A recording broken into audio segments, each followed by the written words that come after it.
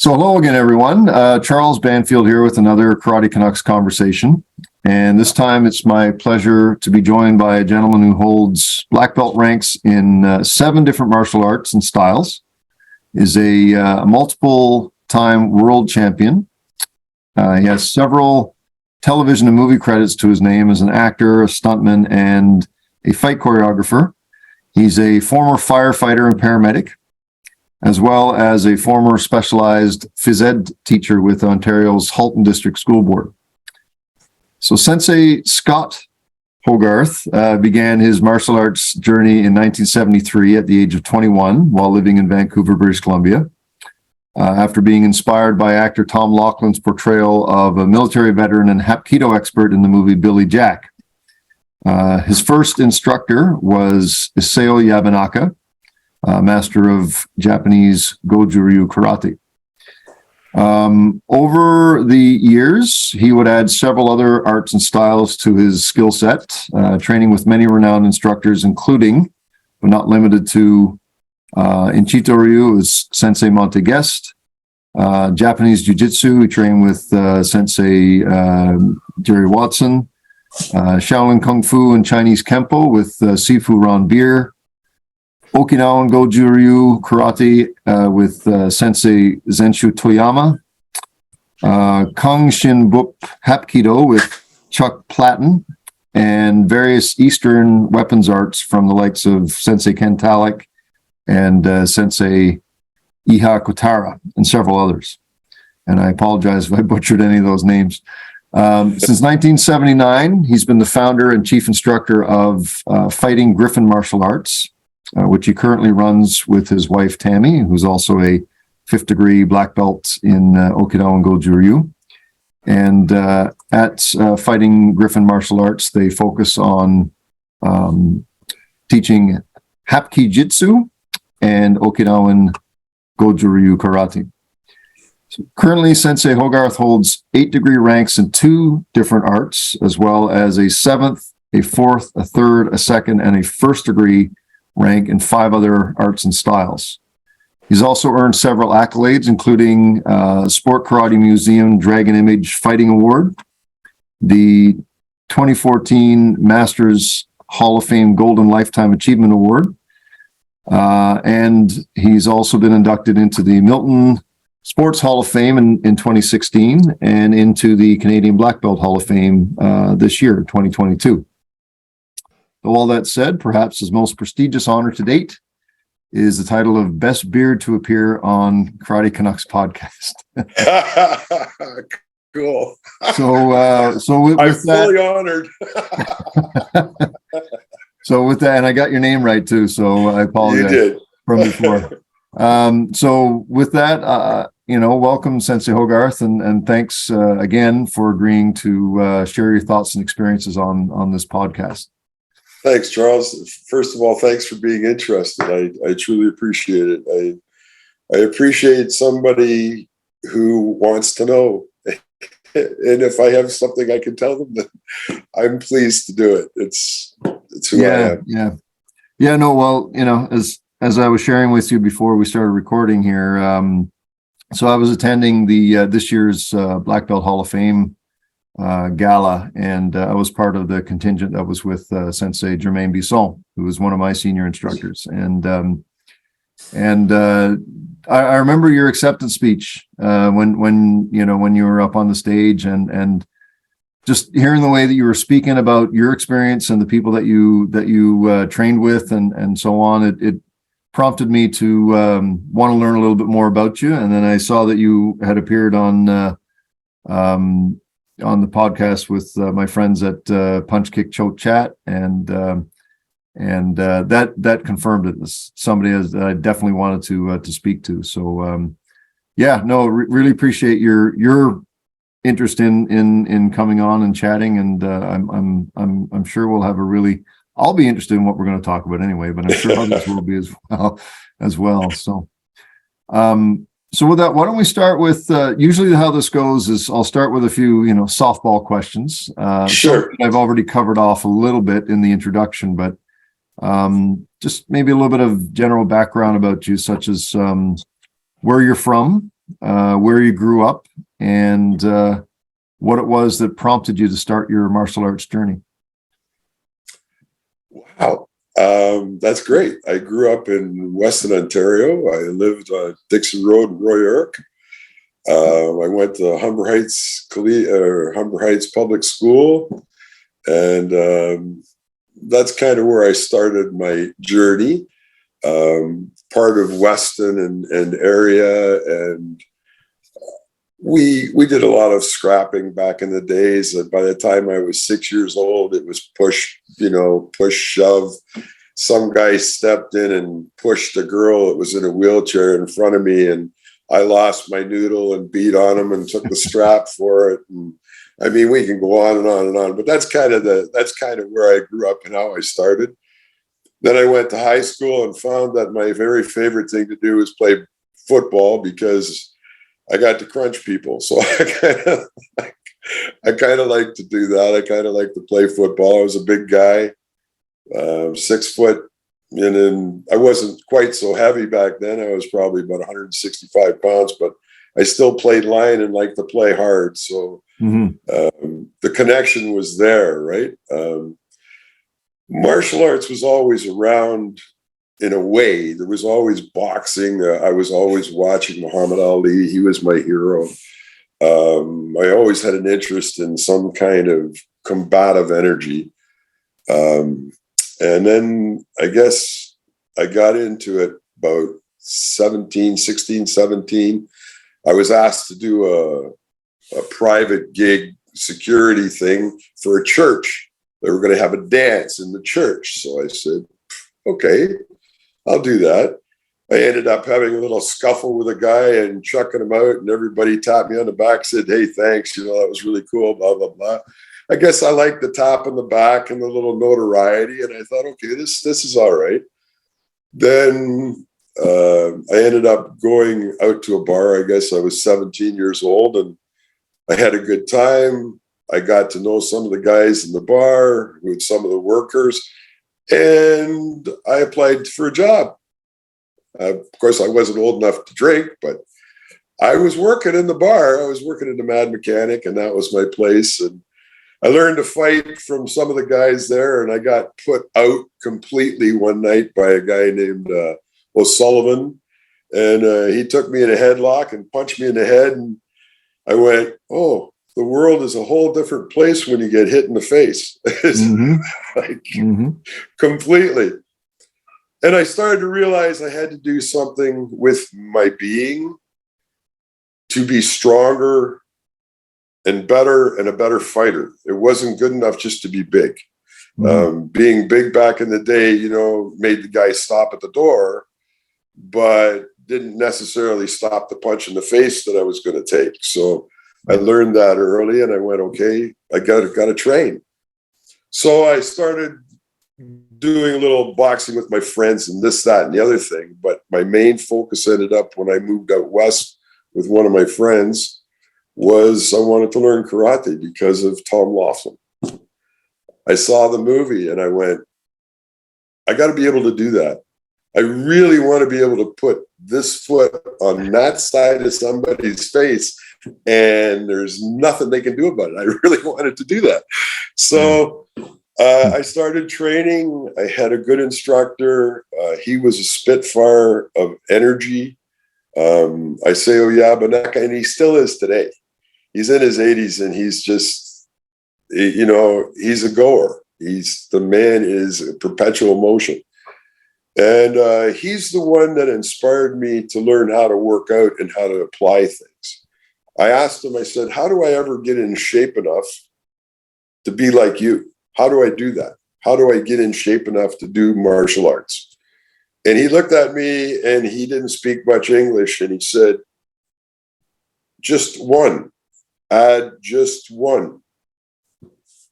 And I went, okay, I think I understand. So if you do 30 sit-ups and then you add one a day for 30 more days, you're now doing 60 sit-ups. In 3 months, you're doing 90, right? In a year, you're doing 300. do the same thing with push-ups. So I got to the point where I was working out, and I worked out so hard to get my body in shape to do it, that I was doing 300 sit-ups in the morning, 300 sit-ups at night, 100 push-ups in the morning, 100 push-ups at night. And I was feeling ridiculous shape. It was incredible. I kept training, I kept learning, and I found that my job became easier.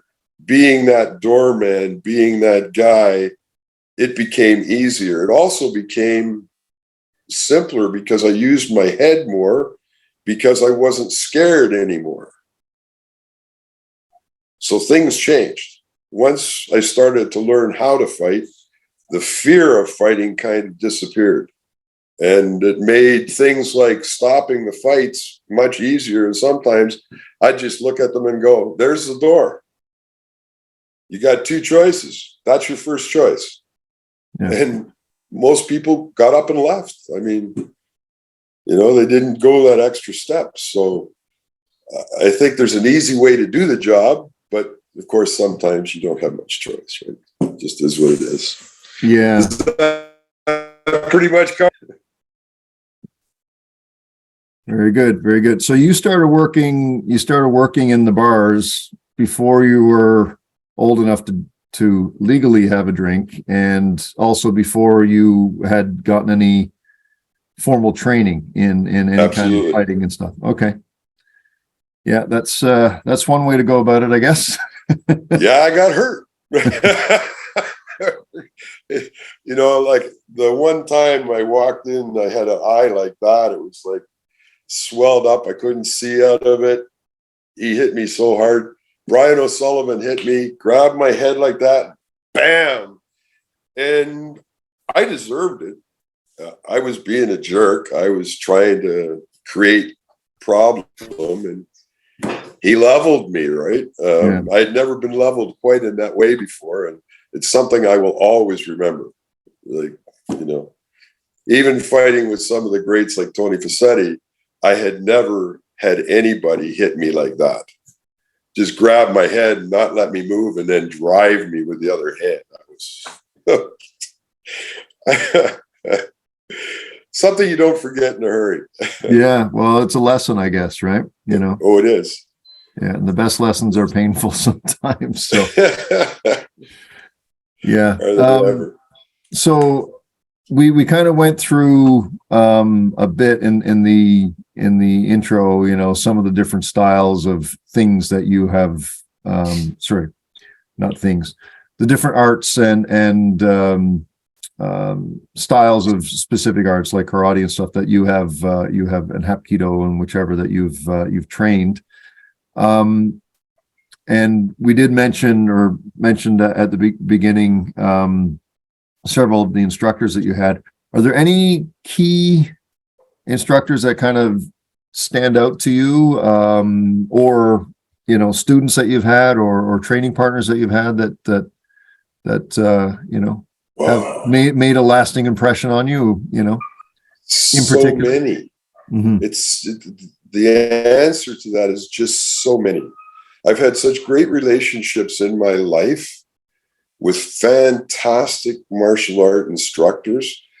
Toyama Zenshu is my heart and soul. Toyama Zenshu taught me and gave me lessons on every question of what I had about the biomechanics of martial arts and the mechanic energy of the body, and how to get it and how to use it, how to move with it. He answered all those questions. And funnily enough, he doesn't speak a lot of English, and I don't speak a lot of Japanese. I speak a little enough to get by on. But we spoke karate together the whole time we trained together. And his explanations and demonstrations of energy, like a vibrating energy when he would throw a lower block or a dragging hand down your arm. You reach for somebody and all of a sudden you get this power that slams across your arm. It numbs your entire arm from the elbow down. It's gone. Mm-hmm. And he did it with such ease. He did it without any effort, with just in his stance, the way he lowered his body, his energy, the way he brought it all to center. His tendon was so focused. He brought everything for me to a really understanding point of how my body functions and in martial arts. Mm-hmm. So I was able to tie in all the other things that I had learned, the Kung Fu, the Chito-Ryu, the Ju-Jitsu, the Hapkido, all the styles that I had trained in, focused in on his basic teachings. His basic teachings gave me that universal link to all of those other energies that I had been training in. I love Kung Fu because of the flow. I loved karate because of the explosion. When you put the flow with the explosion, you have an art and an impact that is incredible. A relaxed punch, energy punch, and I'm sure you know what that is because I know Shane Higashi knows what that is because Soroka taught it to every black belt he ever had. The relaxed punch energy, where he just throws it and it goes deep inside you and you just cave in. It feels like you had your gut sucked out from the inside. Yeah. You know exactly what I'm talking about because I know who taught you. This is real. This is the aspect for me that makes my journey in martial arts amazing, are the people that I've had to train with to do this. Kubota Sensei was exactly the same. I watched and trained a little with Don Jacob. His ability to flow with his jiu-jitsu was spectacular. Wally J, his stances and his motion and his energy would apply the extreme pressure to the right joint at the right time, fold you to your knees, and there was nothing you could do. Nothing. I wanted to learn all that. Mm-hmm. George Sylvain walked up, tapped me on the side of the neck, and put me out. I stood up, and the first thing I said was, okay, how'd you do that? I want to do that. I learned how to put people out with the touch of my hand. If you hit the right nerve at the right time, the guy's going out. This is not George Dillman stuff. This is George Sylvain stuff. And there's a huge difference. I know them both. And I knew George Sylvain very well. And I really liked him because I was on his hands for 4 hours in a seminar. I was his uke. He loved me. I loved him. And I was unconscious 3 times during that demonstration. I'm telling you, there are people in this world that know what real is. Mm-hmm. And that's what I've always sought. I've always sought what's real because I started martial arts for a reason. I started martial arts to be a fighter that could help people.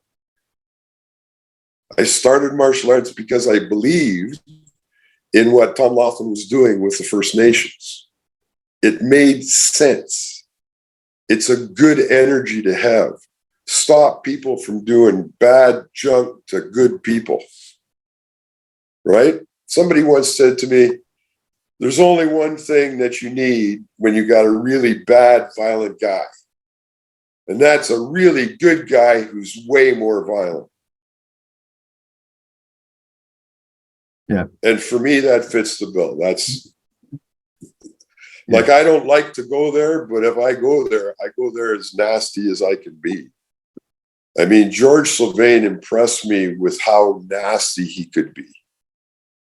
And there might be a lot of people say, well, that's not, it is true. That man had a nasty streak that he could put you out. He could play with your nerves. He could make you stand on your tiptoes. He could make you crawl on the floor if he wanted to. Same as Wally J. Mm-hmm.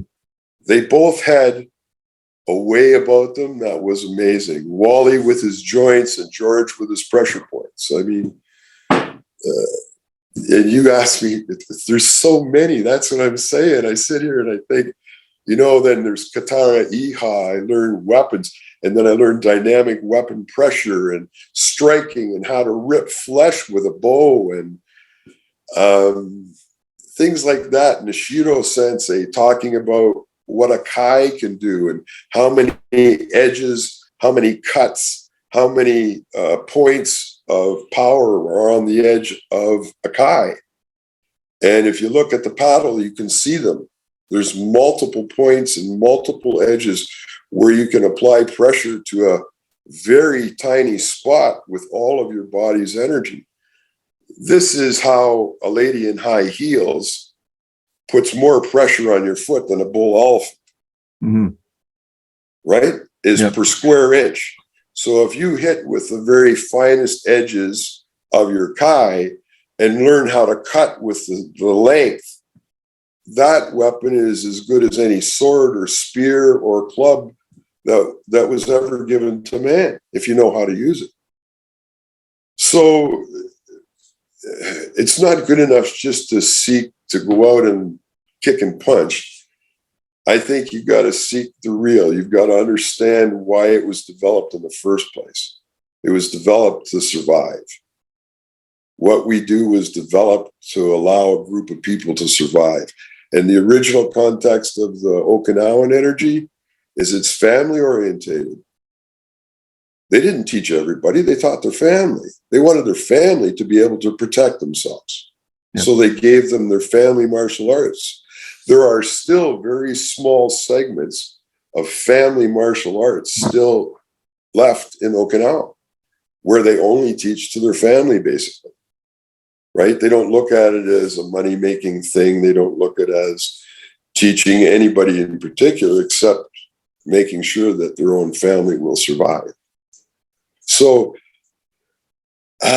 that's kind of where my head got started and where it's been.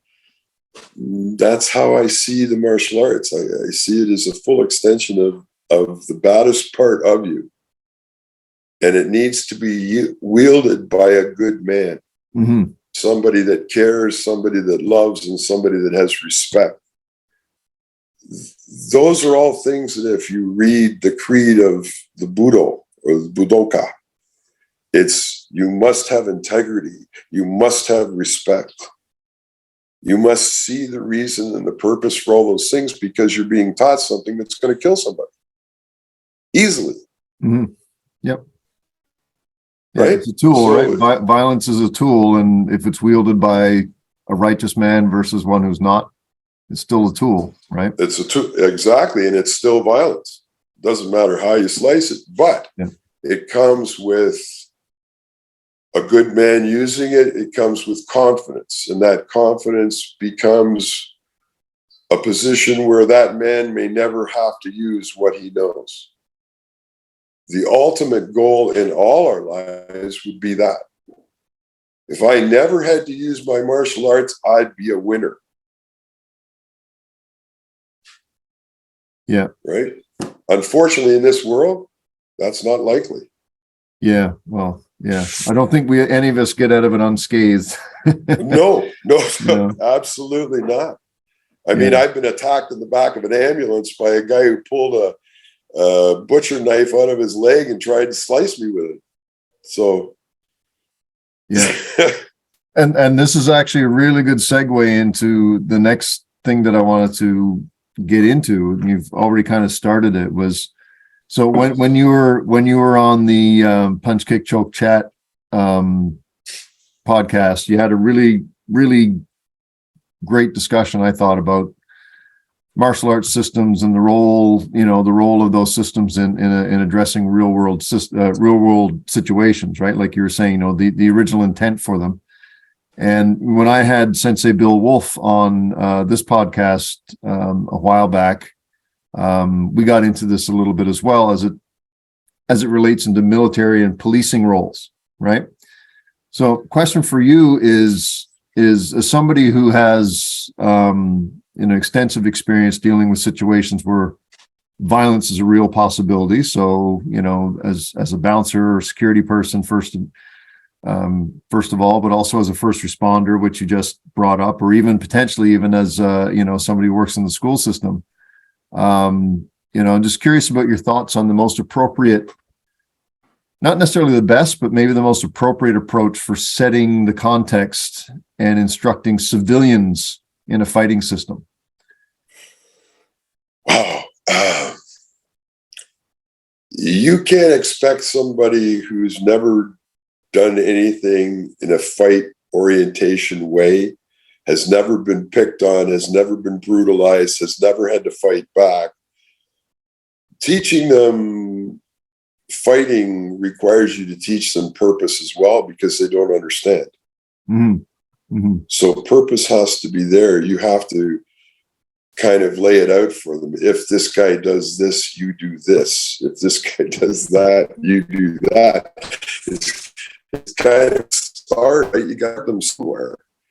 There has to be intent, and they have to train with some sort of intent, or else what are they doing? They're not playing tiddlywinks here. Right. So it's you have to look at being a white belt to orange belt level as supplying them with the basic tools of motion. From green belt to black belt, you're giving them the final tools of movement, power, direction, energy, to be able to learn how to do self-defense correctly. Mm-hmm.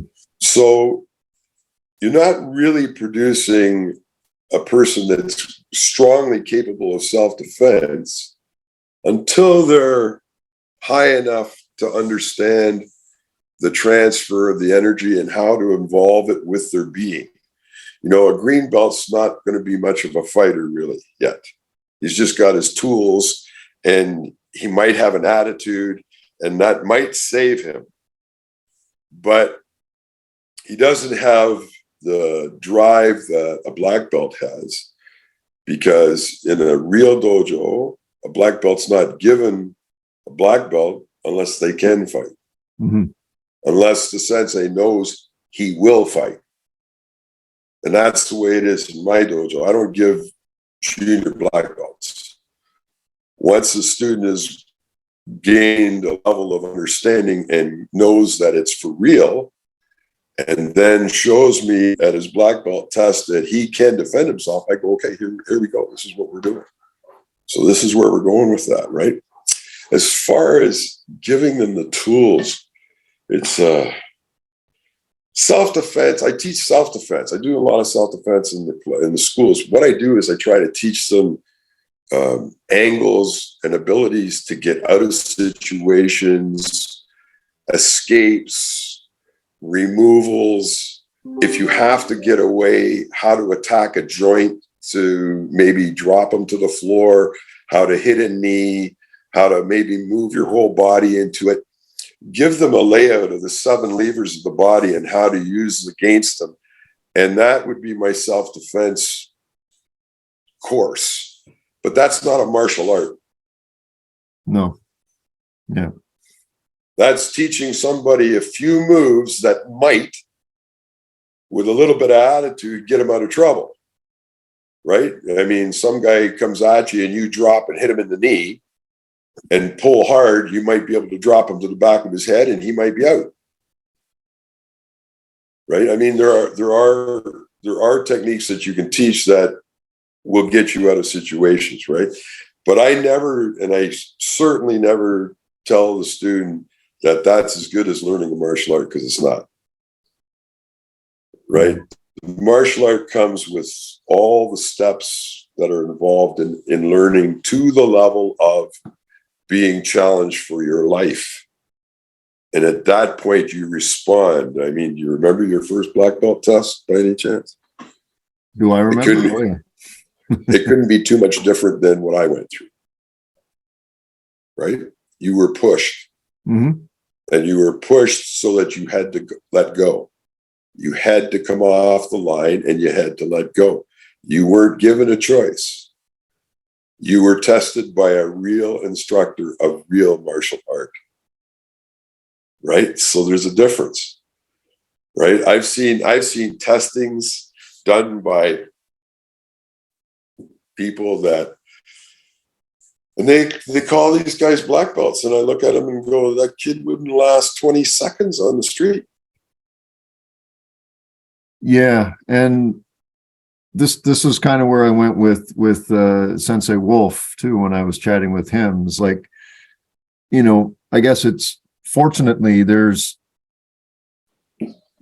well, maybe I'm wrong here, but from my perspective, I think fortunately in a lot of ways society is not quite as violent as it used to be, right? So, you know, there's a real push to ensure that, you know, anti-bullying and all that kind of stuff. When you're going, like when I remember when I was in school, it was back in the 70s and 80s, it was, you know, you dealt with bullies. You didn't have programs that dealt with them for you, you know, dealt with them on behalf of everybody kind of thing. So we handled the bullies. Well, you had to, right? Or yeah. you know, you were either a predator or the prey, right? That's right. But nowadays you don't have that as much. And, you know, you still have people that have an interest in the martial arts, that go through, they do what they need to do to get their ranks, but may have never ever been in a real situation. And paper tigers. So what would you say then to those folks, to how would they, as civilians, because really they, for the most part, they are civilians, you know, how would you get them ready, or to give them the context of the intent, you know, would the proper intent that's I would very simply hold my class, my sparring classes, my self-defense classes, and pair them up with somebody they would have to be real with. So pressure testing. Absolutely. Yeah. There's no other way to do it.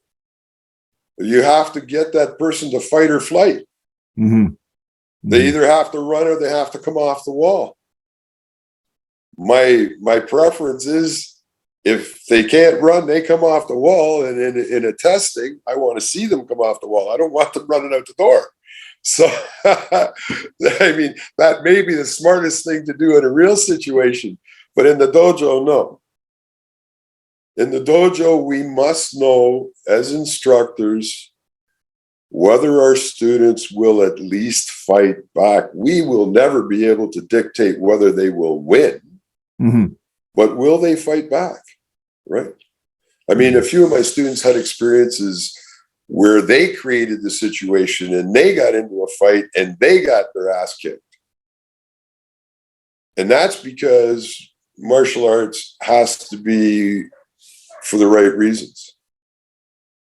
If you're not doing it for the right reasons, if you've been trained your whole life to fight for the right reasons, and then you go out and indulge your ridiculous ego and create a situation and go fighting in that situation, I hope you get your ass kicked. Because that's not what it's for. Yeah. It's for that moment when we must fight to either survive or to protect. Those are my two reasons for engaging. Yeah. Survival and protection. So how much of an emphasis would you say that you put on imparting that in your students, you know, that to do what you can to de-escalate, to do what you can to you know, be situationally aware, to do what you can to not get into a dueling situation where it's your ego against somebody else's? I talk to them all the time about it. I teach a police officer or two in my time and have talked to them about how to approach people. And if you approach people with respect and strength, you may never have to use your hands. Right? Strength is just strength of being. And respect is how you treat somebody else. You treat somebody without respect, even though they might not deserve it even, they're not going to receive that well. Mm-hmm. So if they have a fight back orientation, you're already putting their back up. So I just as close as 2 weeks ago, I had this conversation with one of my police officers who's a really good cop. And his guys all know that he trains and what he does. So when the situation, they now let him do it because he does it so much easier than anybody else, and takes people down and doesn't hurt them and manages to be skillful with them, right? So he realizes that he has that capability, and he now uses it for every good purpose he possibly can. And sometimes that means bumping the cop beside you because all he wants to do is club him with his billy. Mm-hmm. And my student sees no reason for that to happen, right? So confidence, the confidence the martial arts gives you, the strength it gives you, sometimes takes that violent thing and throws it right out the window. You're right. We learn to fight extremely well, and the better we can fight, the less we have to. Mm-hmm. Yeah. In the long run, the less we have to. So the people got to know who I was in all the bars I worked for, and the first month, 2 months, it was pretty much a fight a night, right? After they got to know I was there, not so much. Everybody walked around with a bit more of a smile on their face. Everybody enjoyed the night. And that's why I used to work the bars, because I had friends that loved hanging out. And I thought it was right that somebody looked after them. Mm-hmm. Somebody allowed them to have a night out, drink a little too much, party a little too much, do whatever a little too much. And somebody's there to say, hey, it's okay. I'll make sure you're all right. You know, and that's what the job is. That's, for a good doorman, that's what the job is. Yeah. It's not about... It's a reciprocal thing too. Like when you want to go out, you know, people will take care of you as well. Yeah. Oh, yeah. Well, yeah. Exactly. At one time, just about every bar in Toronto and surrounding area I could go to, they knew I worked at the Mad Mechanic. They knew what I did, or I worked at NRG. I worked in Burlington at one of the biggest bars. And I would go to the Phoenix and they'd give me carte blanche. I'd just walk in the door. Hey, come on in, do this. Yeah, okay, no problem. Thank you. Same with me when they came to see me. I mean, yeah, it was definitely a reciprocal thing, no question. Mm-hmm. Mm-hmm. But yeah, the world's a strange place. And training in martial arts helps you live in it. Yeah, I'm often, you know, I work in government, right? So it's a, you know, there's an eclectic group, but, you know, most people are fairly straight-laced, you know, and I would include myself in that category too, you know, fairly straight-laced and you know, trying to be professional and all that kind of stuff. And every now and again, sometimes I'll wear one of the blazers I have has a Chito-Ryu pin on it. And people will look at me and say, "Oh, what's that?" And so if I choose to get into it, I, you know, just explain. And often the follow up is like, "So why do you train? You know, why do you train? Like, it's why are you doing this?" Because oftentimes, most people who are not aware, they equate karate with kids and stuff like that, right? Yeah. And my answer, which is, and I've said this before on this podcast, so you know, it's not like I'm making this up right now, but my answer back is, and it's semi-serious, is that, oh, it keeps me out of jail. You know, doing that exercise, having that confidence, that assurance that, you know what, as bad as this might get, it's not going to get that bad that I can't, you know, deal with something or deal with the person, you know, whether it's a road rage situation or whether it's somebody being disrespectful at work or in another social situation, whichever. It keeps me from you know, losing myself a little bit, right? And then ending up probably in prison. But the back end of that is right being right, you'll take prison. If you're right in your heart and right in your soul and you do what's right, and they say it's assault, okay, I'll take it, because you wouldn't have gone there if you didn't have a right reason. Hmm. Yeah, yeah. Well, Okay. the point I'm making is that it helps keep me Yeah. calmer, right? It helps keep me. I understand, but I was just I was being the opposite and saying, like, but you still, at some point, somebody threatened your wife, you wouldn't even think about it. And you might end up in jail for it. And you would do that willingly. Yeah.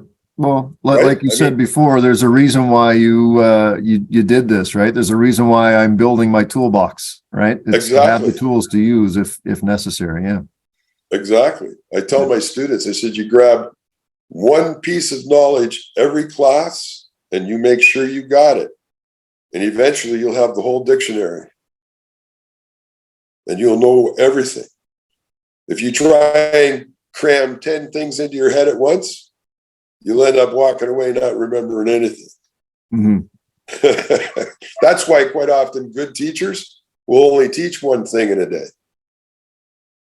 Like Sensei Soroka, reverse punch. Tonight's class is Gyakasuki. Okay, Sensei. Gyakasuki, Shikodachi Gyakasuki, Suki, and just bam, bam, bam, bam, bam. And off you'd go. You'd throw that punch 500, 600 times in class, easy. Next time you threw it in a fight, you had a weapon. Yeah. Right? So there's a reason why they hammer those basics sound, right? And all the impatient kids in the world will be going, teach me something else, teach me something else, teach me something else. No, you got to learn this first. Yeah. It's not for everyone, I guess. No, it keeps a lot of us old school, eh? Yeah. Yeah. It truly does. And in a lot of ways, old school, my own experience anyway, in a lot of ways, it's not always, but in a lot of ways, old school is the best school. Yeah. The old training tactics, the old training methodologies and stuff, I know a lot of,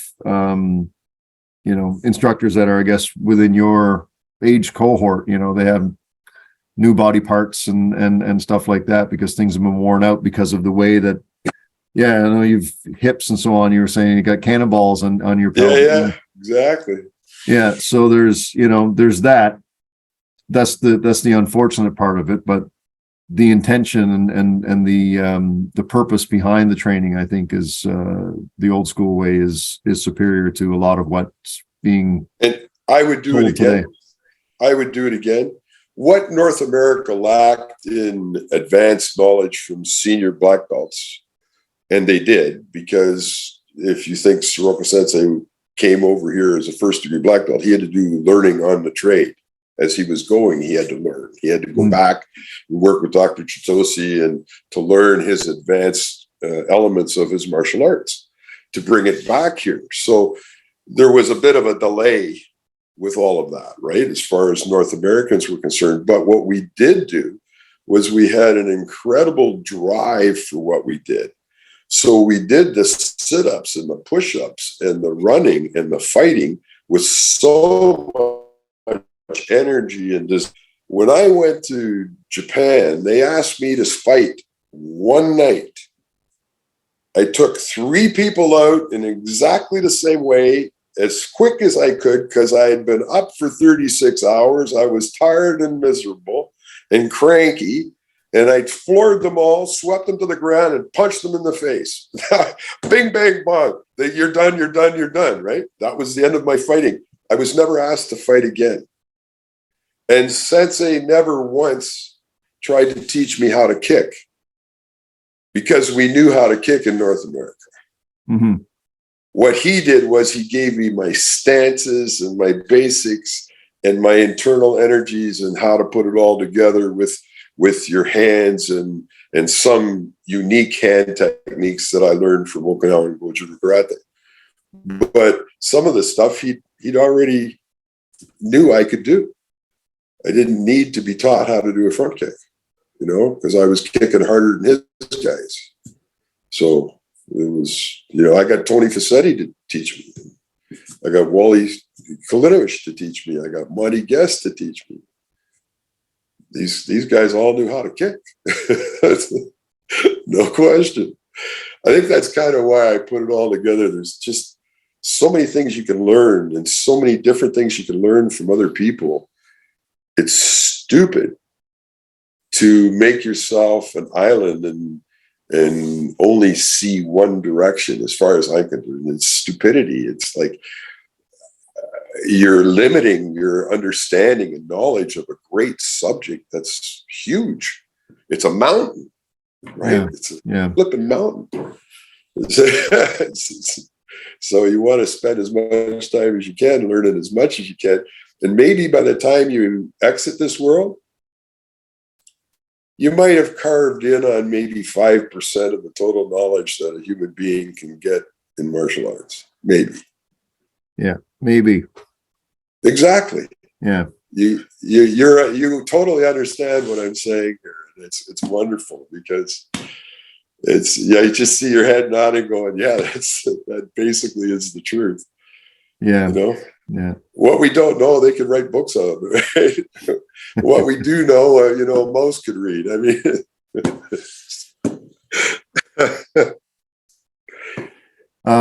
so speaking of that, and I guess, you thinking back through your own journey, through the martial arts and so on, the question I'd like to try and ask as many people as possible is, and this can be answered, I guess, in two ways or asked in two ways. So I'll let you choose. The question is, if you could do it all over again, is there anything that you would do differently? Or what do you know now that you wish you had known sooner? As far as the last part of that question comes, everything comes in its own time. Your learning and knowledge and knowing comes in its own time. And that time is important to your path, to your journey. If you try and change that, it's not going to be simpatico with you, if you understand what I'm saying here. Right. The first part of your question, want to give that to me again? Yeah. So the question is, if you could do everything over again, like your journey, is there anything that you would have done differently? Spend more time with precious people. Period.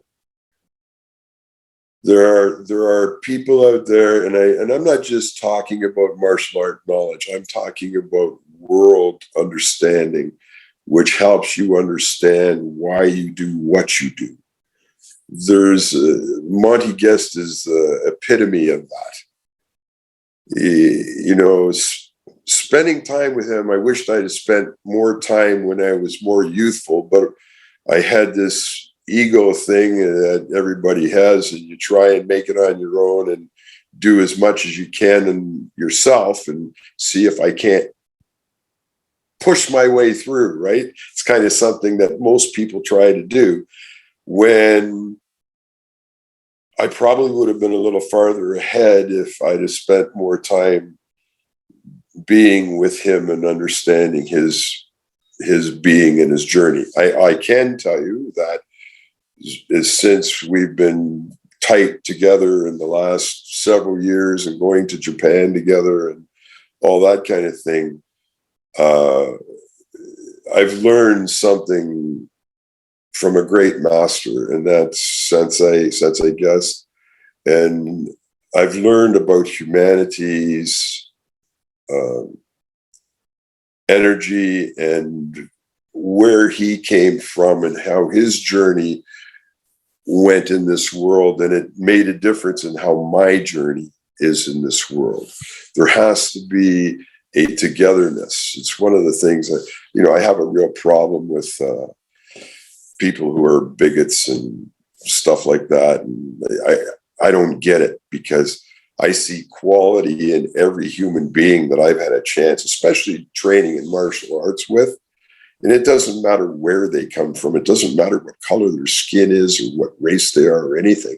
What matters is their heart and their soul, who they are as people, what they care about, and how they put it down. It all helps your journey in martial arts. It all helps you learn and understand why you do the things you do. and why he's taught you this way. So there's a relationship there that I think people need to value a little more, and that's their relationship with Sensei. It's and allow him at some point to be a human being, and don't expect him to be something he's not. Mm-hmm. And that's beyond human being. He is just a human being. We respect him, love him, train with him, do the things we do with him, and hold him in extreme high esteem. But at the same time, he's still a human being, right? Don't put the pressure on him that says you're more than a human being, because that's not good for him, right? You see what I'm saying? It's not good for his positioning. So we're very fond of each other. We tease each other. We laugh. I mean, Gary Cook is one of the group guys in the group, and we laugh with him too. And he's quite an interesting character. He's a black belt from Kaishin, but his father was a Gurkha, and he's Nepalese, and he's a very serious human being, and taught me my knife information. Larry Chalk and I used to train with him, and that's what I'm saying. I value the knowledge that I've learned from all these people. And believe me, anything I was taught from Gary is straight up lethal. There was nothing he taught me that was nice. Mm-hmm. Do I love him? Like a brother. I mean, he showed me some incredible things, but like a brother, Larry Chalk and I used to train with him, and then spend endless hours with chalk in our hands and white gis and knife fighting. I mean, and trust me, 10 minutes with a blue piece of chalk and a white gi, and you come out looking pretty blue.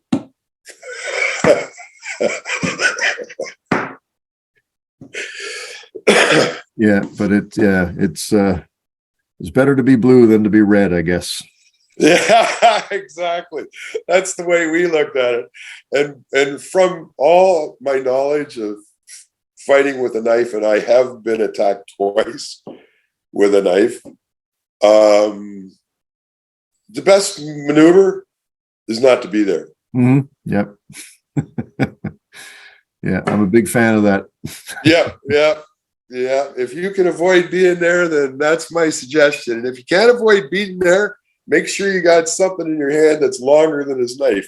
Just to switch gears a little bit, one of the things that you said, and I don't think you really got into it that deeply when you were on with the guys from Punch Kick Choke Chat, was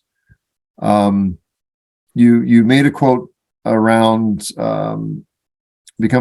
becoming focused on uncovering universal truths across the martial arts, which is, yes, I think you were talking about, the reason why you've looked down so many rabbit holes and you've tried so many different things is you're looking for universal truths or whatever. Well, there's universal garbage. Concluded? Okay, to explain that clear, there's universal garbage too, right?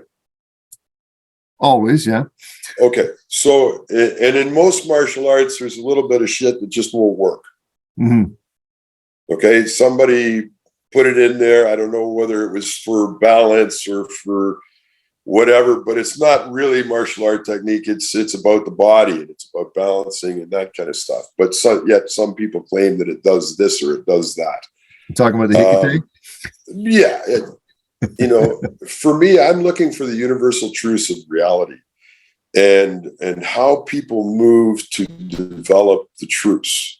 And there's, I'll give you a straight up, for instance, moving off the line.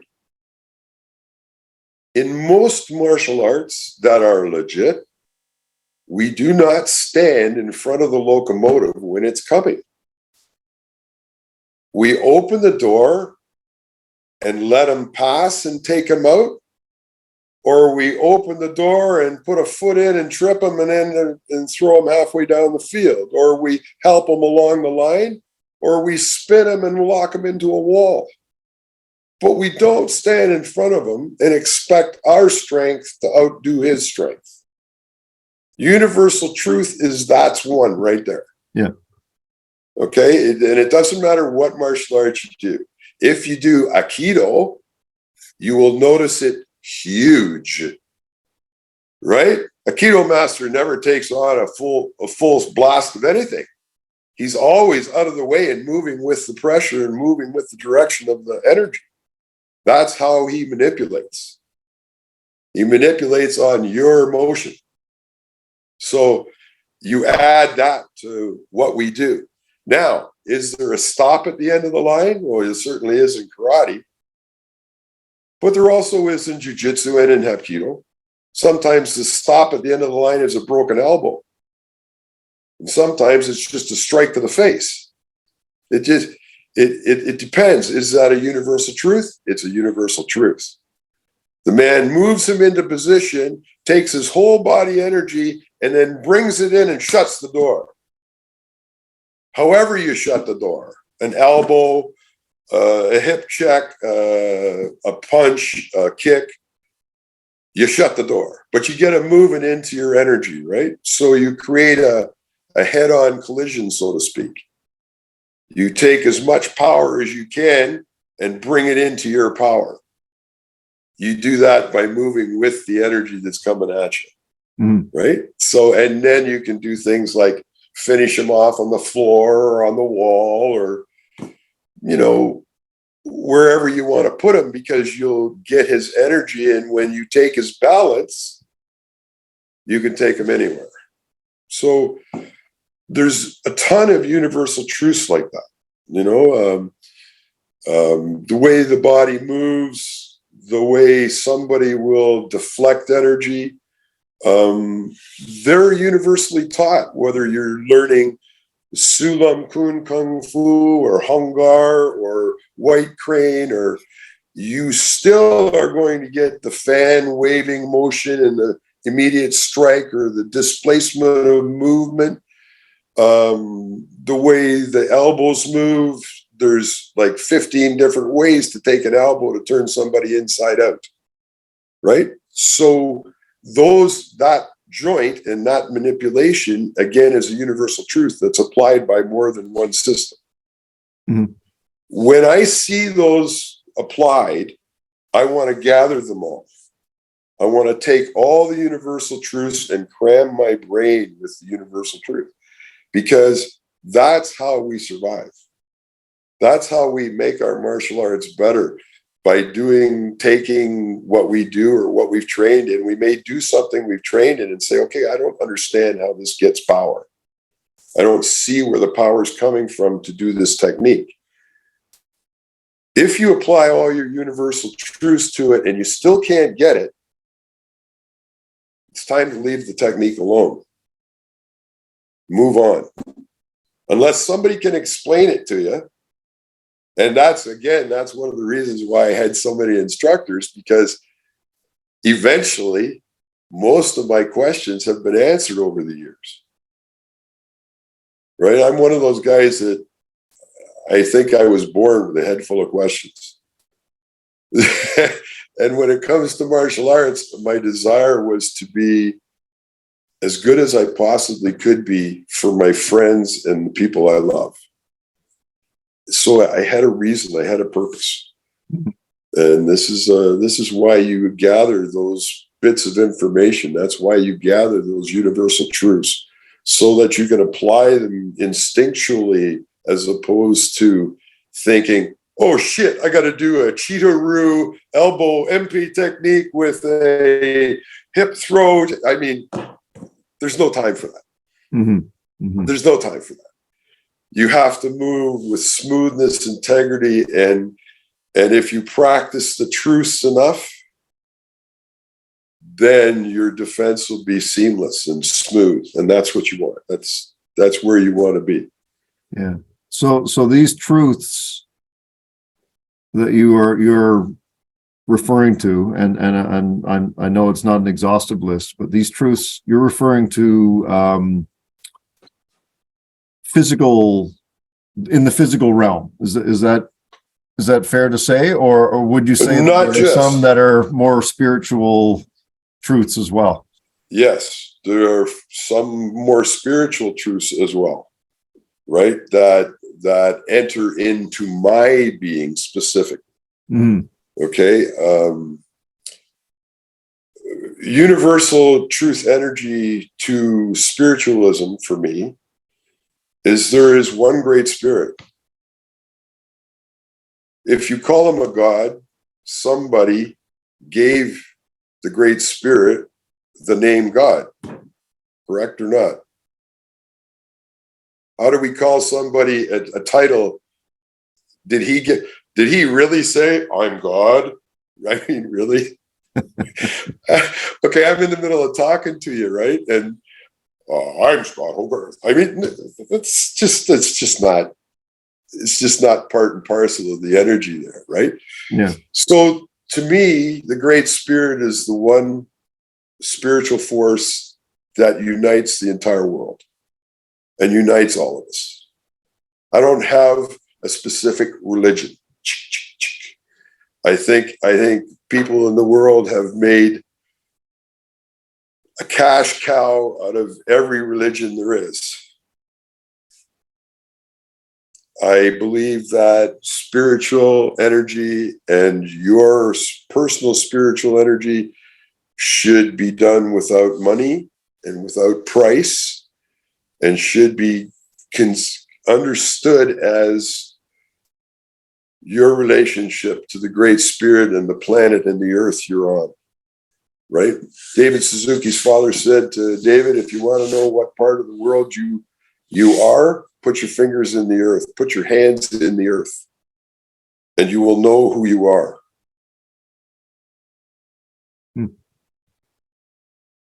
For me, that makes great sense because we are all part of that earth, right? We all live here and we all live together. So, you know just by talking to me how I feel about invading forces and wars, and I don't have to say another thing. You already know. Mm-hmm. Yep. Right? So this is, for me, it's very simple. But it's all universal truth. And that's what makes it simple. Right? Before there was communication worldwide, there was spiritualism worldwide. How did that happen? How does one country, gazillion miles away from another country, no means of communication, no telegraph wires, no boats going to China, how did they have a very similar relationship to the Great Spirit? How did they do that? How did that happen? Naturally? Must be. Then it must be real. Right? So, when you say universal energy, for me, it's about everything. It's about me with my dogs. It's about me with the people I'm involved with. It's about me on the martial art floor. It's about teaching my students. It's about spending time with my friends. There's a universal energy that we all need to be connected to. And if you're not, it's just because you're closed off to it. It's because other things have been put in the way of it. Right? In some cases, that's religion. Mm-hmm.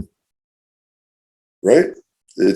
So for me, it's a matter of being open-minded, and Kai-Shin is who I am. And Kai-Shin is the name of my school. Shinji-kan Kai-Shin is the name of my particular school in Japanese. Shinji-kan Kai-Shin means literally the place to find your openness and happy heart.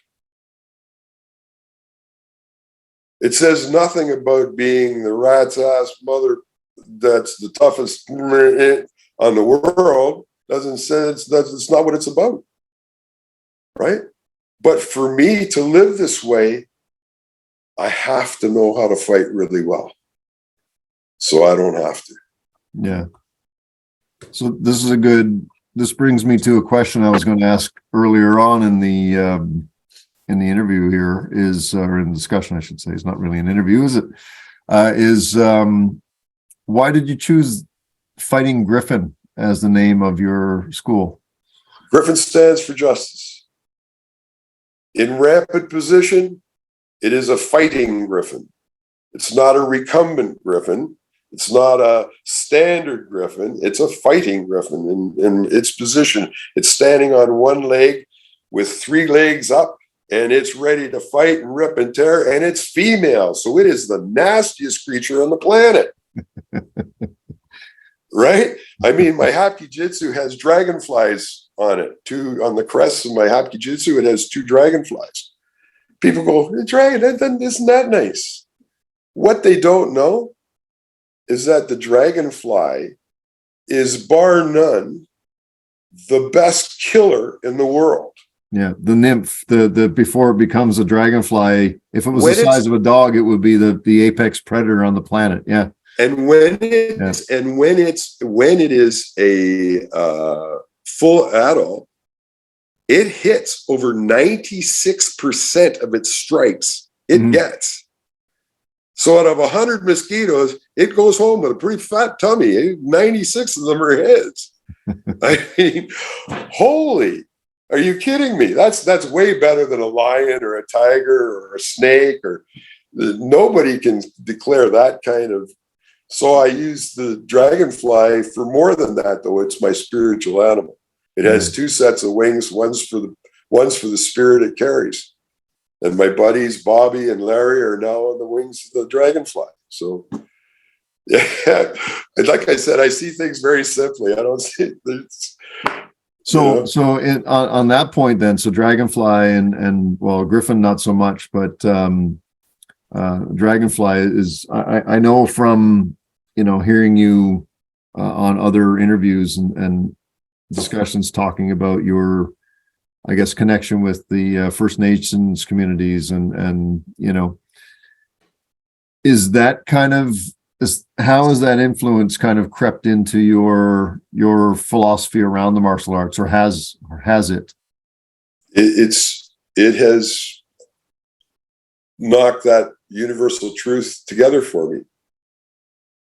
Oh, it's the more I understand of the First Nations and how they think and how they believe.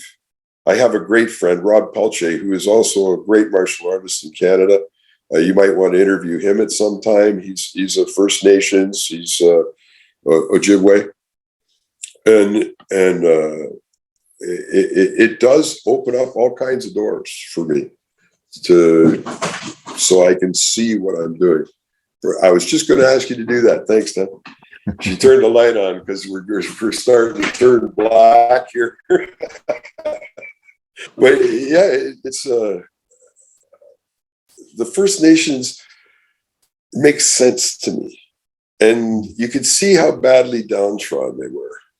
Like I said, if you look at the money making thing with the religions, and you understand how that all worked, it worked way back when they were taking these kids and putting them into homes. I mean, like, it's just there's no reason for any of that. No human being should treat another human being with anything other than respect. Period. Yeah. For no reason. And I don't care what the deal is. Unless that person completely destroys respect from within themselves by being a mass murderer or something like that, please, let's start respecting each other. Let's start seeing the world the way it should be, right? So First Nations, yes, they showed me respect. I'll tell you what happened. I don't know whether you can see it or not. Behind me, right there. Can you see it behind me there? There's a staff, an eagle staff in the corner of the yeah, I can see it. Yeah, going up the side of the window there. Yeah, that eagle staff I carry in powwow. Have done every year since my second in command passed away from pancreatic cancer.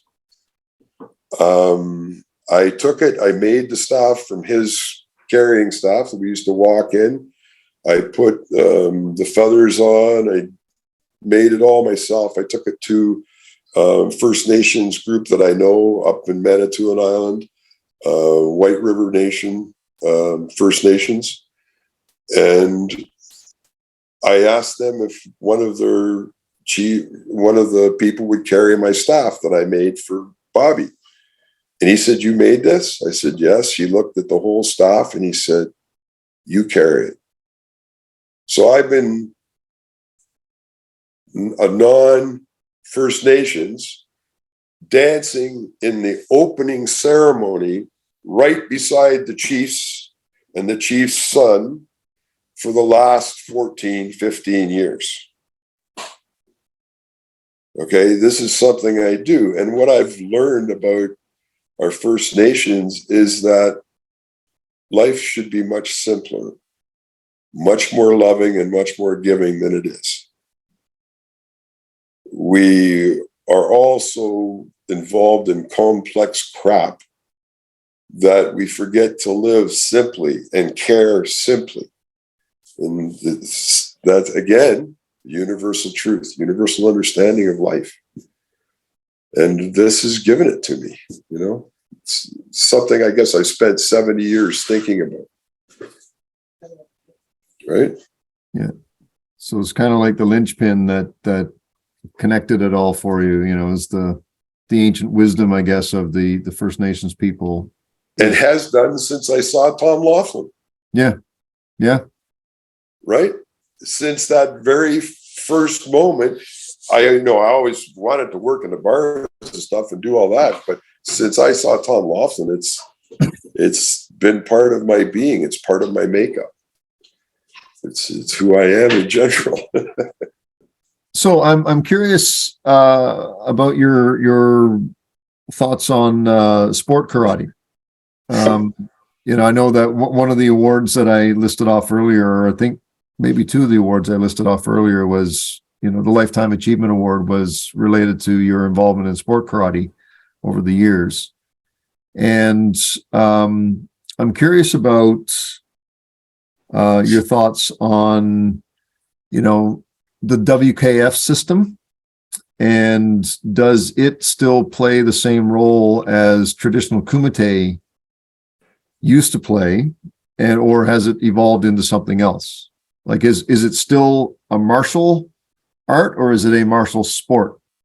It's a sport. It's a sport. Okay. Yeah, they play touch and go. Right.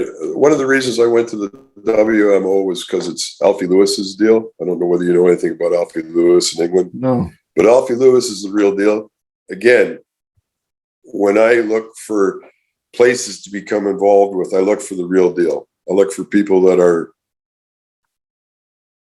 real martial artists with real intent. And he, like me, thinks that our game should be like jousting contests.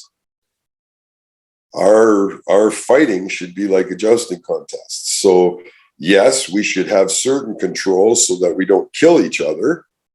But at the same token, you can't take the real out of the fight. And that's what's been happening. I mean, guys running the other direction, bowing to the ground and throwing his hand out like it's stuck. And they call that a point. Okay, there's no grounding to the technique. There's no withdrawal to the technique. There's no focused energy at the focus of the technique. There's no ki. There's no. It has become involved in a slap tap, bing bang, gotcha. How quick can I touch you thing? And it's. I don't like it. And the kata has become very poised kata, okay? Rather than the edge of fighting. See, for me, kata is the only place in the dojo and the only time in the dojo when you're doing kata that you can let go 100% on every technique you throw. Yeah. You cannot do that when you fight. You're going to hurt the guy that you're fighting with, and you're not going to have any training partners after you hurt the first 50 guys. Nobody else is going to want to get off the ground and fight with you. So you have to control that to a certain extent. But to make it so that it is so non-hurting, so that we won't get sued because somebody should accidentally break his nose or something in a tournament. We've gone the whole other way around. We've gone to a place where it's not effective. And yes, it's a game. And if you want to go play the game, go play the game. I mean, there's not enough real behind it anymore for me to do it. One of the reasons I did fight in tournaments, and I did fight here in Canada back many years ago. And then I stopped fighting when I started learning kata and weapons and started doing really well in kata and weapons when I went to Okinawa and started learning some real energy there. And then I didn't really see the point of fighting too much, right? It wasn't my deal. But it always kind of bothered me to hurt a friend on the floor. And because I was working the bars and I was working where when I let go, I let go. I hit people. I hurt people. I broke ribs. You can't be doing that in a competition. So I kind of just pulled away from the competition side of it just to do what I did with my people and in the bars and that kind of thing. But I still fought, right? And every now and then somebody would throw me gloves and gear and say, go fight. Rich Fukumoto did that to me the last time I was up in John Atkinson's tournament in Orangeville. He throws his equipment at me. He says, here, fight. He said, you won kata, you won weapons. He says, I haven't seen you fight. So I said, okay. I went in, I had 5 fights. I won all fights and walked up and shook his hand. He said, I didn't know you could fight. He said, you can really fight. I said, yeah. I said, but I'm a fighter on the street. I said, I don't like this style of fighting. And even back then it was getting, a touch. People were taking their gloves and sliding them down their hands so they had another 4 inches of reach and tapping the guy in the head to score a point. What is that? What happened to the knights and the jousting? What happens to the full barrel go and the impact and where did that go? Right? So, and I'm used to watching people like Billy Blanks fight Steve Nasty Anderson. Those boys rocked and rolled. Mm-hmm. I mean, they just hit each other as hard as they could. And Billy's such an amazing human being that when they got in it, they really got in it. The two of them just went crazy, and I loved it. I loved it. I loved watching them go. It was a real jousting contest. Neither of them were dead at the end of the fight, but it wasn't odd that one of them could have a broken something or other or sore ribs because they really fought for it. The same as Bill Wallace and those guys. Those boys fought so hard. Like, there was no holding back. Billy, and bam, bam, bam, bam, up would come that kick. The only thing he did was stop short of killing the guy.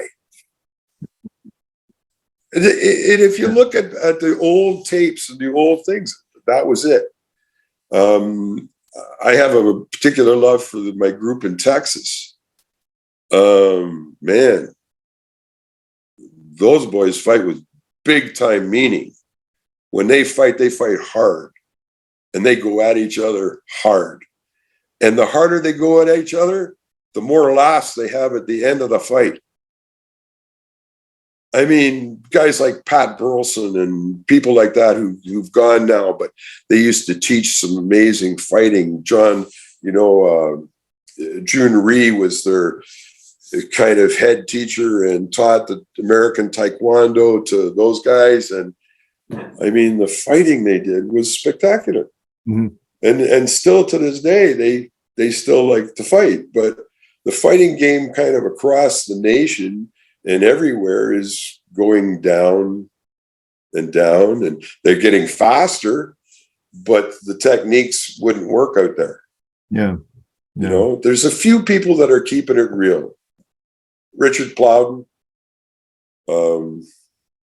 There's a few that really fight hard. And that, like I said, the guys in England, Alfie Lewis and those guys, his son, he's a great fighter. He's done MMA and he knows his stuff, right? These guys are but even the MMA game, I'm not 100% loving. You know, it's sometimes I see things and I go, oh, come on. What is that? Right. I guess it's just I'm an old fart, right?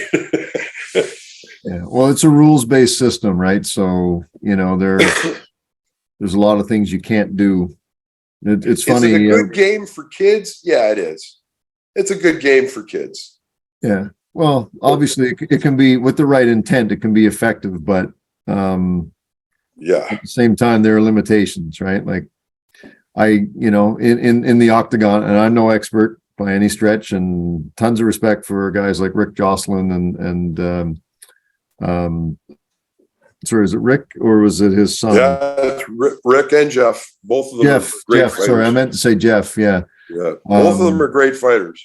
Oh, I'm aware. Yeah, it's hence, you know, lots of respect for them and Hominick and some of the other guys that have fought in the UFC and, you know, are grapplers. But as I know, you know, I've seen way too many guys get their heads used like an anvil on the ground, grabbing onto somebody's arm, trying to break it.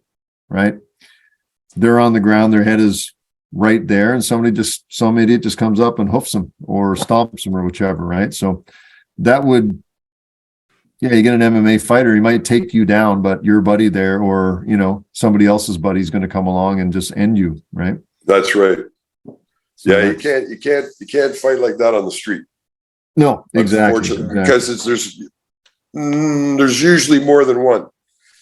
You know, in my experience with the bars, there was always more than one. There was always more than one, yeah. Even if they're not together, there's somebody who's going to step up and smoke you when you're on the ground. Yeah. Yeah. So going to the ground is not an option at that point. You know, But that's what the rules of MMA favor those who can grapple. It's just the reality of it, right? So it's like watching a wrestling. They've put in the rules and regs and stuff. But Gary Goodrich, good friend of mine. Oh, really? Okay. I love Gary. Very, very much. How's he doing these days? I choreographed him. He's doing much better. I choreographed him in a Gladiator Cop movie. And loved working with him. That was the first time I got to know him. It was before he ever did any fighting. And he is a superlative gentleman. I can't tell you what a refined, nice human being he is and was. Fantastic. It hurts when I see what the damage that the MMA did to him, and one fight in particular where the referee didn't call it and he got empayed in the head with the ground underneath him and no give. And that there must have been 10 shots. Yeah. That was in Pride, I think, wasn't it? My heart bleeds for him. Yeah. Truly, my heart bleeds for him. I can't imagine having taken that kind of punishment. What the hell were they trying to prove? And why wasn't the referee on that? Yeah. See, so there's two ends of the coin here. There's the overdone and the underdone, the badly underdressed, who will never get to the overdressed because they'll never be able to figure out how to fight like that. But then there's this that's too overdone, and these guys really get hurt bad. You know, Jeff got hurt bad. He got smudged a few times, and for me, that hurts. Yeah, it hurts to see my friends. It hurts to see good people I love, and I know they're strong, and I know they don't care, and I know they're, but it doesn't hurt less. It still hurts me because I remember them. I remember Jeff as being a young boy and me judging him in kata and fighting, and as a kid. So we go back a long time, right? I mean, and Gary, the first time I met him, I just thought, God, this guy's amazing. He was the arm wrestler. He's probably ranked in the top 10 arm wrestling champion heavyweights in the world. Yeah, he was the right hand and left hand champion, I believe. Yeah, and amazing.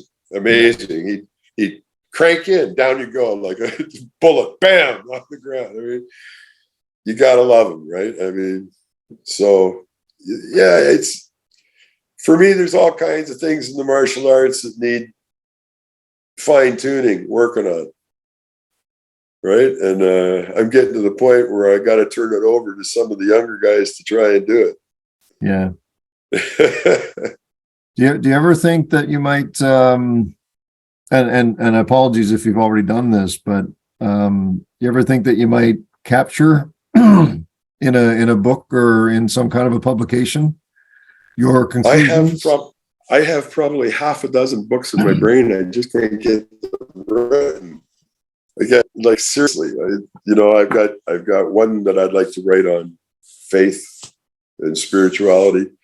There's definitely one or two that are in my mind about martial arts and what happened there, and then I have a book on relationships and what that does to a human being and different things, and being a paramedic for Metro and doing different things I've done in my life, firefighting, and I've seen people in their worst conditions and I've seen people in their best conditions. I've stood beside the First Nations. I've stood beside government officials. There's a whole realm of world that people need to experience and get out and enjoy and love about our world. It's a fantastic place, but it sure needs fixing. Yeah. Right? It needs mending, like attitudes and stuff. Some kids' attitudes these days just floor me. I had a girl who looked at me the other day as if I had three heads, and she was walking against the "Don't Walk" sign. She just stepped right off the curb, and I'm on a full swing on the road, going to make a left-hand turn, and she steps onto the crosswalk where it very plainly says "Don't walk," walks right in front of me and just looks at me as I'm stopped in the middle of the intersection and can't go anywhere because she's there. I point at the thing and she gives me the finger. Yep. I mean, like, what is that? Yeah. Well, that could be a whole interview on its own. Could it ever? And we see it all the time, but I believe martial arts takes that out. I like to think that the people that come out of my club treat people with respect. Yeah, I like to think that they're inclusive, that they treat people with respect and they reach their hands out. I like to think that they're all like my student Diego, and who is autistic, and he's the most loving creature on the planet, and he's done more for himself than you can imagine. And one of these days, very shortly, he's going to have a black belt. He's been training with me since he was a little guy. Mm-hmm. I think those things are the miracles in life, and are the things that people should start appreciating, start seeing, because they certainly don't. Everybody's so involved in their own little spaces. Yeah, their own bubbles. Yeah. Yeah, for sure. Well, I tell you, if you write a book about the universal truths, I would certainly buy it and promote it for sure. I think that would be a fascinating read, I believe, given your experience. Yeah, that's definitely one I would consider writing. Universal Truths is a good one for sure. Yeah, for sure. It has everything I need. To look at the truths the world is providing, and it's providing it for all of us. We just have to be able to see it. Yeah. Right. It's like you and I don't really know each other, but we do now. I feel as though I know you. Yeah, I know many people like you. I can say that for sure, you know, and they're all martial artists, right? So yeah. Yes, you know, you can make yourself an island and walk around thinking you're the greatest thing since sliced bread or sweet chocolate or whatever. But at the end of the line, that's not what's important, right? What's important is those relationships that you've made through your lifetime that have affected them and affected you, that have made living a nicer thing, and made it easier, made it better, right? My relationship with Billy Blanks is nothing but wonderful, spiritual, and makes me happy. Same with Don Jacob, the same with Tak Kubota. I could just go on and name like I did on my speech. For those people, for me, that's what's important. You know, and yeah, sure, I'm a good instructor. I enjoy doing what I do. I love teaching martial arts. I love giving the people the strength that it does. Real teachers of real martial arts gives real strength to their students. And that's what I love. I love seeing my students grow. And I love seeing them when they have a mouthful of shit, say they got a mouthful of shit. You know what I mean? I hate to be so crass, but they don't ever try and cover it with flowers, right? I like them to be able to express themselves and be real. So yeah, set boundaries and stand up for themselves and all that. Yeah, exactly. Yeah, exactly. What more can you do for somebody than to help them live in this crazy ass world that we live in? We all live here, and I don't know anybody that won't say it's a crazy ass world. Well, you know, I'm trying to be respectful of your time. I've got a million other questions I would love to get into with you, but maybe we can do, you know, we can do this again. Yeah, or in another format, you know, maybe with some adult beverages involved or something. And you know, that sounds like a good idea. I'm not. I used to drink a lot, and now I'm like one a day. I have my Baileys and my coffee. Right? Oh, really? Okay, yeah. And that's about it. But I used to be a Scotch drinker, so I would indulge a little bit in my Scotches. Yeah.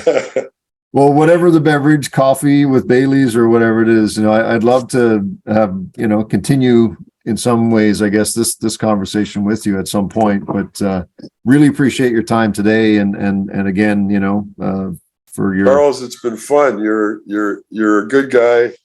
I can tell that we would have a good time together. We see the world pretty much very similar.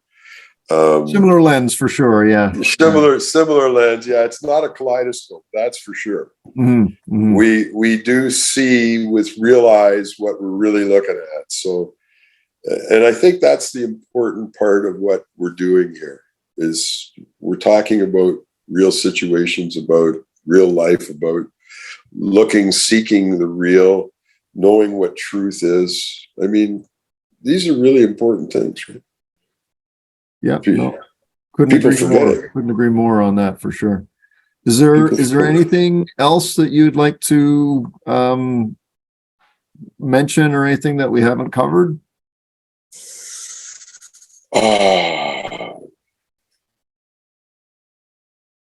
Yes, one thing.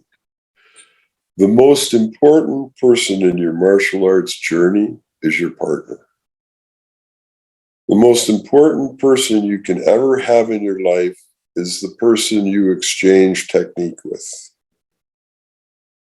A lot of people don't understand, but the last bow of the night when we bow to each other, it's done in a way that makes total sense. You bow to your instructor first because it's his first knowledge that gives you this flow and learning together. But the last bow, you bow united to all the people you train with, because Without that person, it's not possible for you to learn what we learn. So enhance that person's level of understanding and knowledge by giving him your body and your time to work with, and vice versa, the reciprocal will happen, and you will have great people and great friends for life. If you think about it, your teachers meant huge, but your training partners were your buddies and friends. Mm-hmm. These guys, I've lost two of my training partners over the years. Larry Chalk was an amazing training partner. He was a great black belt. We got our black belts around the same time. I remember fighting his brown belts together and having one of our instructors make us fight for 20 minutes because he wasn't happy with the points we were scoring. Stuff like that is priceless. Stuff like that is what the martial arts is made of. And people should really understand that that's who you should really bow to and acknowledge, are those people that helped you on your journey. Because like I said in my speech, nobody does this by themselves. It's just not possible. Yep. We all need to own the respect that we give, and we need to give it with love because it's that important. Right? So you will see it. You will see it on every day when you work with your students. You'll see it. You'll see your two students that are working together and taking each other's being into consideration and not slamming them and being careful not to break them, but yet to learn the technique so it's flowing and smooth. Those kind of relationships are there for a lifetime and are certainly very special. Yeah. It's martial arts is a great thing. It can give you everything you need. It's especially with friends. I've made so many friends on the floor of the martial arts floor. It's ridiculous. I don't know where I'd be without them all. Yeah. Brothers in arms, I guess, Well, yeah, exactly. Well, you spend more time with them probably when you're training with them and you're going at it heavy, like especially during the time from brown or blue belt to black belt. You're in the dojo all the time. You probably spend more time than you did with your wife or whatever.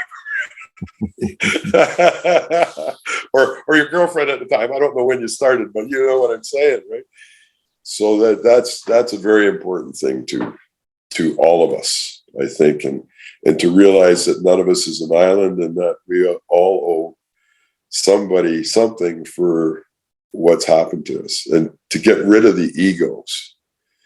Everybody needs a certain amount of ego. Don't get me wrong. You need to believe you can, and you need to believe you're strong, and you need to believe in you. Be yourself and believe in you. Those are real important things. But not so that it's dripping out your ears with the rest of the chocolate, right? You don't want that to happen. Yeah. Well, that's where your friends come in to keep that in check, right? Oh boy, and can they? Especially if they know how to fight. Yes. A little backhand in the bag works real well.